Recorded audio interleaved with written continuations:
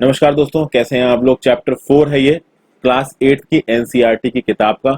दो भागों में इसको कवर करेंगे और इस चैप्टर में हम लोग सीखेंगे कि लॉज कैसे बनाए जाते हैं और क्यों बनाए जाते हैं। सबसे पहले तो हम लोग समझते हैं कि एक्चुअली में ये लॉज होते कैसे हैं। हमें नॉर्मल कर अपनी डेली लाइफ में बहुत सारे लॉज के बारे में पता चलता है। जैसे फॉर एग्जाम्पल, सबको ये मालूम है कि लड़कों की जो शादी की लीगल एज है वो है आपकी 21 साल। तो ये किसी लॉ के तहत होगा, तभी तो ऐसा बोला जाता है। फिर आपको ये पता है कि अगर आप 18 साल से बड़े हो तो आप वोट डाल सकते हो। पहली एज लिमिट थी 21, अब 18 हो गई। तो ये भी तो किसी लॉ के थ्रू कहा गया होगा। फिर अगर आपके पास कोई जमीन है तो आप उस जमीन को बेच कैसे सकते हो, आप किसी दूसरे की जमीन को खरीद कैसे सकते हो, इसको भी कुछ लॉज गवर्न करते हैं। उन लॉज में लिखा रहता है कि जब भी आप कोई खरीद करेंगे या बेच करेंगे तो कुछ अमाउंट ऑफ टैक्स देना पड़ेगा सरकार को। तो दोस्तों, ये सब जो चीजें हमारे चारों तरफ हैं, ये कुछ लॉज हैं और ये लॉज सरकार द्वारा बनाए गए हैं। आपको पता है बहुत सारी लॉज हमारी पार्लियामेंट बनाती है, बहुत सारी लॉज हमारी स्टेट लेजिस्लेटिव असेंबली बनाती है, बहुत सारे लॉज अब लोकल लेवल पे भी बनाए जाने लगते हैं। म्यूनिसिपैलिटीज और पंचायत भी काफी सारे लॉज को अब बनाते हैं। अब यहाँ पे खास बात ये होती है कि अगर मान लीजिए कोई लॉ बना है और मान लीजिए पार्लियामेंट ने उस लॉ को बनाया है, तो क्या वो लॉ सब पे एप्लीकेबल होगा? क्या सारे लॉज को आप खुले दिल से स्वागत करते हो? क्या कुछ लॉज अनपॉपुलर या कंट्रोवर्शियल होते हैं? अभी रिसेंटली 2019 पूरा का पूरा सिटीजनशिप अमेंडमेंट बिल के अगेंस्ट पूरे इंडिया में इस पे बहस चलती है। पूरे इंडिया में इसको क्रिटिसाइज किया गया, but finally citizenship amendment act बन चुका है और लागू हो चुका है। तो क्या ये एक पॉपुलर लॉ था, सिटीजनशिप अमेंडमेंट बिल? क्योंकि आप इसको पॉपुलर लॉ नहीं बोल सकते, क्योंकि हमारे देश का एक बहुत बड़ा तबका इस लॉ को अपोज कर रहा था। ठीक है, तो लॉ सरकार बनाती है, अलग अलग लॉज सरकार अलग अलग सरकारें बनाती हैं। तो सेंट्रल गवर्नमेंट के पास अपने कुछ सेट ऑफ सब्जेक्ट्स, उसमें वो लॉ बनाएंगे। स्टेट गवर्नमेंट के पास अपने कुछ सेट ऑफ सब्जेक्ट्स हैं, उसमें लॉ बनाएंगे। कुछ ऐसे सेट ऑफ सब्जेक्ट्स हैं जिसमें सेंट्रल गवर्नमेंट और स्टेट गवर्नमेंट दोनों लॉज बना सकते हैं। मान लीजिए इमरजेंसी लग गई और स्टेट गवर्नमेंट पूरी की पूरी सेंट्रल गवर्नमेंट के अंदर में आ गई, तो केवल सेंट्रल गवर्नमेंट लॉ बना सकती है। तो ये जो लॉ का टॉपिक है दोस्तों, ये डिपेंड करेगा कि वो लॉ कैसा है, ये इस बात पे डिपेंड करेगा कि वो लॉ एक्चुअली में है क्या। अब सबसे पहले तो देखते हैं कि क्या लॉ सबको एप्लीकेबल होते हैं। एक सिचुएशन दे रखी है यहाँ पे, एक गवर्नमेंट ऑफिशियल ने अपने बेटे को बचाया गायब होने में। कैसे? उसके बेटे ने कुछ काम किया था, गड़बड़ की थी, जिसके चक्कर में उसको 10 साल का जेल सेंटेंस हुआ था। उसको डिस्ट्रिक्ट कोर्ट ने 10 साल का जेल सेंटेंस लिया, इसलिए गवर्नमेंट ऑफिसर ने अपने बच्चे को बचा लिया। ये अब पता नहीं किस चीज से रिलेटेड है दोस्तों। एक बार बहुत साल पहले ये न्यूज आई थी कि एक फॉरेनर लड़की इंडिया में आई थी। उस फॉरेनर लड़की का एक इंडियन लड़के ने रेप कर दिया था। वो जो इंडियन लड़का था, उसका जो फादर था, वो बहुत बड़ा गवर्नमेंट ऑफिशियल था। तो उस इंडियन लड़के को कोर्ट ने सजा सुनाई, लेकिन एकदम से वो लड़का गायब हो गया। बहुत साल बाद वो लड़का पकड़ में आया और पता चला कि उसके फादर ने उसकी मदद की थी गायब होने में। तो आप समझ सकते हैं कि यहाँ पे फादर ने अपने बेटे की गलत चीजें मदद की है गायब होने में। तो क्या आप उस गवर्नमेंट ऑफिशियल के एक्शंस को जस्टिफाई कर सकते हो? क्या वो गवर्नमेंट ऑफिशियल अपनी ताकत का गलत इस्तेमाल कर सकता है? क्या पावरफुल और इकोनॉमिकली पावरफुल या पॉलिटिकली पावरफुल लोगों के ऊपर लॉज अप्लाई नहीं होते हैं? बिल्कुल होते हैं दोस्तों। इंडिया में लॉज सबके ऊपर अप्लाई होते हैं और ये जो इस गवर्नमेंट ऑफिशियल ने किया, this was a clear cut case of violation of law. हमने कॉन्स्टिट्यूएंट असेंबली के बारे में पढ़ा था। जब हमारी कॉन्स्टिट्यूएंट असेंबली बनी, हमारी कॉन्स्टिट्यूएंट असेंबली की जो मेंबर्स थे, उनके दिमाग में एक बात पक्की थी कि भाई हमारा देश ने सालों की गुलामी झेली है, हमारे देश ने सालों की जिल्लत झेली है। तो अब जो हम संविधान बनाएंगे, वो संविधान ऐसा होना चाहिए कि जितने भी लोग हैं हमारे देश में, उनको बराबरी के राइट्स मिले, किसी भी तरीके का डिस्क्रिमिनेशन उनके अगेंस्ट ना हो। तो आर्टिकल 15, 16, 17, 18, 19, 20 सब पढ़ा रखा है मैंने आपको, लक्ष्मीकांत की किताब में आप जाके देखिए। तो arbitrary exercise of power should not be there in independent India. इसके लिए बहुत सारे अलग अलग प्रोविजंस को भी हमारे संविधान में डाला गया है ताकि रूल ऑफ लॉ को एस्टैब्लिश किया जा सके। और सबसे खास बात यह है कि जितने भी लोग हैं इंडिपेंडेंट इंडिया में, वो सब बराबर हैं लॉ के बिफोर। उसमें कुछ एक्सेप्शंस हैं, वो एक्सेप्शंस मैंने लक्ष्मीकांत में समझाए हैं। यानी ये बोला जाता है कि जो लॉ है वो लोगों के बीच डिस्क्रिमिनेशन नहीं कर सकता उनके धर्म के आधार पे, उनकी जाति के आधार पे, उनके लिंग के आधार पे, उनके जेंडर के आधार पे। यानी rule of law equally citizens के ऊपर अप्लाई होगा और कोई भी लॉ से बड़ा नहीं है, ना ही कोई सरकारी ऑफिशियल, ना ही कोई अमीर पर्सन, और ना ही president of the country is above the law. सबके ऊपर लॉ लगता है, तो अगर कोई भी क्राइम होगा, कोई भी वायलेशन ऑफ लॉ होगा, तो उसका एक स्पेसिफिक पनिशमेंट होगा। वो अलग बात है कि कुछ एक्सेप्शन है, जैसे प्रेसिडेंट और गवर्नर, अगर वो अपने टर्म ऑफ ऑफिस में है तो जब तक अपने वो टर्म ऑफ ऑफिस में, तब तक उनको ऊपर कोई क्रिमिनल चार्ज नहीं लगाया जा सकता। लेकिन जैसे उनका ऑफिस का टर्म खत्म होगा, या अगर उनको बीच में हटा दिया गया, इम्पीच कर दिया गया, तो उनके ऊपर प्रोसीडिंग्स चल सकती है। समझ गए दोस्तों?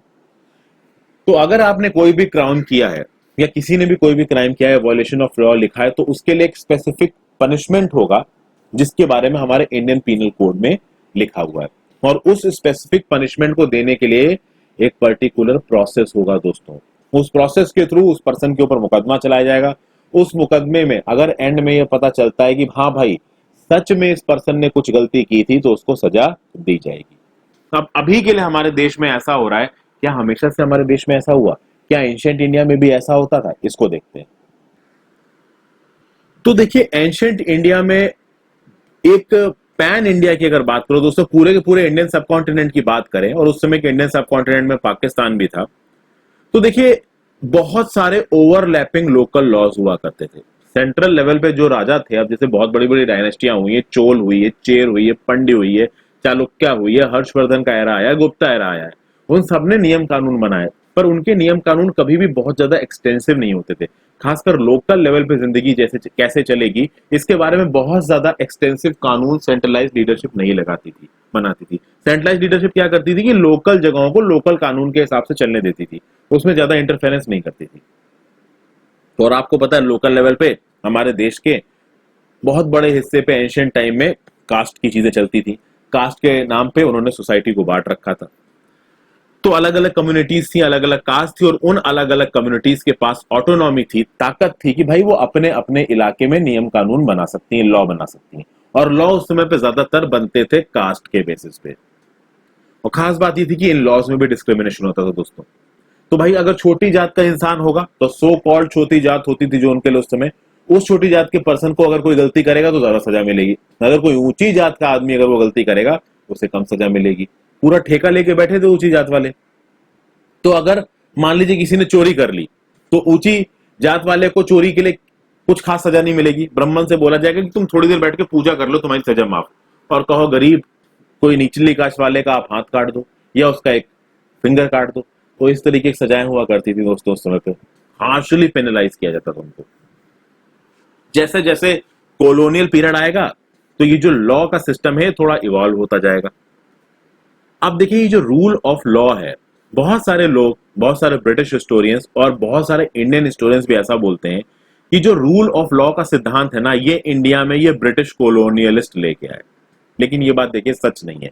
हमारे बहुत से इंडियन हिस्टोरियंस ने इस बात को डिस्प्यूट किया, और ये बात बिल्कुल सही भी है।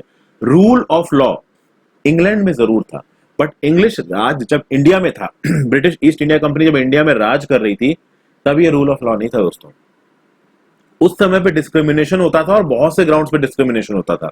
और जो इंडियन हिस्टोरियंस है, जो ये बोलते हैं कि rule of law British colonialist नहीं लेके आए, वो क्या रीजनिंग देते हैं? वो बोलते हैं कि जो कॉलोनियल लॉ था दोस्तों, वो आर्बिट्रेरी था।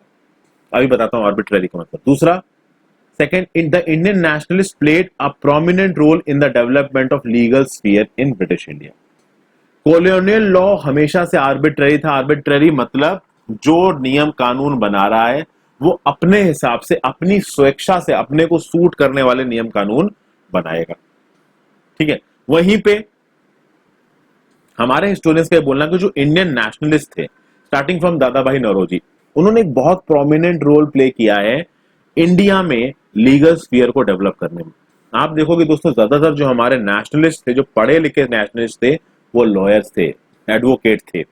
हमारे कॉन्स्टिट्यूशन को बनाने वाले भी, हमारे कॉन्स्टिट्यूएंट असेंबली में बैठने वाले भी लॉयर्स थे। अब आप लोग बोलोगे कि इतने लॉयर थे क्यों, हम लॉयर से ज्यादा डोमिनेटेड क्यों थे, बाकी लोग क्यों नहीं थे दोस्तों? उसका एक रीजन था। देखिए बात यह है, हमारा देश तो देखिए था गुलाम। जो हमारे देश में पढ़ लिख गए, उन्होंने दुनिया भर की बातों को सीखना शुरू किया, तो उन्होंने लीगल स्टडीज करनी शुरू की, उन्होंने कानून को समझना शुरू किया। तो हमारे इंडिया के जो पढ़े लिखे लोग थे, जब इन्होंने पढ़ना शुरू किया तो उन्होंने अंग्रेज की कानून, अब देखिए हम अंग्रेजी सरकार के अंदर थे, इंडिया का खुद का तो कोई कानून था नहीं। अब आप कास्ट लॉ तो पढ़ोगे नहीं, कास्ट लॉ तो पंडितों को और मौलवियों को पढ़ने को छोड़ दो, तो उन्होंने कानून पढ़ा। बहुत सारे लोग इंग्लैंड के कानून पढ़ने के लिए, तो जब उन्होंने ब्रिटिश लॉ को पढ़ा तो उनको रूल ऑफ लॉ जैसे सिद्धांतों को पता चला, उनको यह मालूम पड़ा कि ब्रिटिश सोसाइटी में लोग कैसे रहते हैं।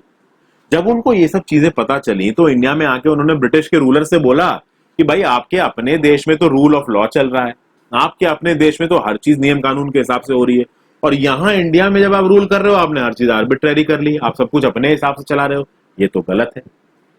फिर जो आर्बिट्रेरीनेस है कि अपने हिसाब से अपनी स्वेच्छा के हिसाब से जो ब्रिटिशर्स थे वो कानून बना रहे थे, उसका सबसे तगड़ा एग्जाम्पल है sedition act of 1870। Sedition of 1870 क्या बोलता है कि अगर कोई भी इंडियन सब कॉन्टिनेंट में रहने वाला कोई भी पर्सन अगर ब्रिटिश गवर्नमेंट के खिलाफ कुछ भी बोलेगा, क्रिटिसाइज करेगा, प्रोटेस्ट करेगा, तो उसको अरेस्ट किया जा सकता है बिना किसी ट्रायल के। और रूल ऑफ लॉ क्या बोलता है? रूल ऑफ लॉ में एक बेसिक जस्टिस का एलिमेंट इन्वॉल्व है, और वो बेसिक जस्टिस का एलिमेंट इंग्लैंड में जो लोग थे उन पे लागू होता था, पर इंडिया में जो लोग रहते थे उन पे लागू नहीं होता था। फिर अगर ब्रिटिश आर्बिट्रेरीनेस की बात की जाए दोस्तों, तो एक और चीज ब्रिटिश आर्बिट्रेरीनेस को दिखाती है, वो था रोलट एक्ट। देखिए रोलट एक्ट ब्रिटिश गवर्नमेंट लेके आई थी। इस एक्ट के तहत ब्रिटिश गवर्नमेंट ने बोला कि बिना ट्रायल के हम लोगों को जेलों में डाल सकते हैं। इसके खिलाफ भारी बवाल हुआ, जिसमें लीड ली महात्मा गांधी जी ने। महात्मा गांधी जी ने लोगों के साथ मिलकर रोलट बिल को अपोज किया। उसके बावजूद, इस अपोजिशन के बावजूद भी रोलट एक्ट को पास किया गया 10 मार्च 1919 को। फिर आप देखेंगे दोस्तों, पंजाब के इलाके में भी इस रोलट एक्ट के अगेंस्ट बहुत सारी आवाजें उठ रही थी। जब ये आवाजें उठ रही थी तो 10 अप्रैल को दो लीडर्स ऑफ द मूवमेंट, जो आप ये जो रोलट एक्ट के अगेंस्ट जो मूवमेंट चल रहा था ना, इसके दो लीडर्स को पंजाब में अरेस्ट किया गया। एक थे डॉक्टर सत्यपाल और एक थे डॉक्टर सैफुद्दीन किचलुई। तो डॉक्टर सत्यपाल और डॉक्टर सैफुद्दीन किचलुई को अरेस्ट किया गया। इन अरेस्ट के खिलाफ पीसफुली प्रोटेस्ट करने के लिए 13 अप्रैल को जलियांवाला बाग में लोग मिले, और हर साल ही एक्चुअली वहां पे मिलने का हिसाब रहता था, ऐसा कुछ था। जनरल डायर उस जलियांवाला बाग में घुसा और उसने जो एग्जिट गेट था उस एग्जिट गेट को बंद कर दिया और तड़ातड़ गोलियां बजानी शुरू कर दी। हजारों लोग मर गए दोस्तों। ये सीन आपको यहां पे नजर आएगा जलियांवाला बाग का। इधर से एंट्री मारी ब्रिटिशर्स ने, इधर ही एग्जिट थी, इस तरफ भी एक दरवाजा था पर वो दरवाजा बंद था। गोलियां चलने लगी, लोग भागने लगे। लोगों को जब कुछ समझ में नहीं आया ना, तो लोग इस कुएं में कूदने लगे। उनको समझ में नहीं आया बचे कैसे, तो वो कुएं में कूद गए और कुएं में कूद के मर गए, गिर के मर गए। तो इस तरीके का सीन बन गया था। हजारों लोग मर गए थे दोस्तों जलियांवाला बाग कांड में। तो क्या आप कह सकते हैं कि कोई रूल ऑफ लॉ था? आप कह सकते हैं कि ब्रिटिश कॉलोनियल कभी भी रूल ऑफ लॉ इंडिया में लेके आए थे? कभी रूल ऑफ लॉ इंडिया में लेके नहीं आए थे। रूल ऑफ लॉ तो इंडिया में तब आया है जब हमारे कॉन्स्टिट्यूएंट असेंबली के मेंबर्स ने बैठ के हमारे संविधान को बनाया। तो धीरे धीरे आप देखोगे जो इंडियन नेशनलिस्ट है वो क्या करेंगे, प्रोटेस्ट करने लगेंगे, क्रिटिसाइज करने लगेंगे। ये जो ब्रिटिश आर्बिट्रेरी तरीके से अथॉरिटी को यूज करते थे ना, उसको क्रिटिसाइज किया जाएगा। ग्रेटर इक्वालिटी के लिए लोग लड़ेंगे, वो ये बोलना चाहेंगे, ये इस आइडिया को बदलने की कोशिश करेंगे कि देखिए लॉ क्या है। ब्रिटेन के दौरान पे लॉ क्या था? लॉ था एक सेट ऑफ रूल्स, और उस सेट ऑफ रूल्स को आपको हर हालों में फॉलो करना है। तो ये था उस समय पे लॉ का मतलब। जब ब्रिटेन का राज था इंडिया में, तब लॉ क्या था? लॉ था एक सेट ऑफ रूल्स जहां नियम कानून लिखे, और उन नियम कानून को सबको मानना है। हमारे नेशनलिस्ट ने बोला कि नहीं, लॉ ये नहीं है। लॉ क्या है? लॉ वो सेट ऑफ रूल्स हैं जिसमें सेंस ऑफ जस्टिस है, आइडिया ऑफ जस्टिस है, लोगों को जस्टिस प्रोवाइड करने की बात की गई है। ऐसी रूल को बोलोगे आप लॉ। आर्बिट्ररी से इंपोज करने वाले लॉ को आप एक सही लॉ नहीं बोल सकते। और आप देखेंगे 19वीं सेंचुरी के एंड तक इंडियन लीगल प्रोफेशन के बहुत सारे लोग इमर्ज करने लगेंगे, और ब्रिटिश कॉलोनियल कोर्ट्स में और इंडियन कॉलोनियल कोर्ट्स में आके इंडियन सिटीजन्स के लिए राइट्स की मांग करने लगेंगे। वो लीगल राइट्स मांगने लगेंगे इंडिया के लिए, और इसी प्रेशर के चलते थोड़े थोड़े थोड़े राइट्स आप देखोगे ब्रिटिश गवर्नमेंट इंडिया को देना शुरू करेगी। एक हमारा जो मेन पॉलिटिकल ऑर्गेनाइजेशन था इंडियन नेशनल कांग्रेस, दिसंबर 1885 को बना।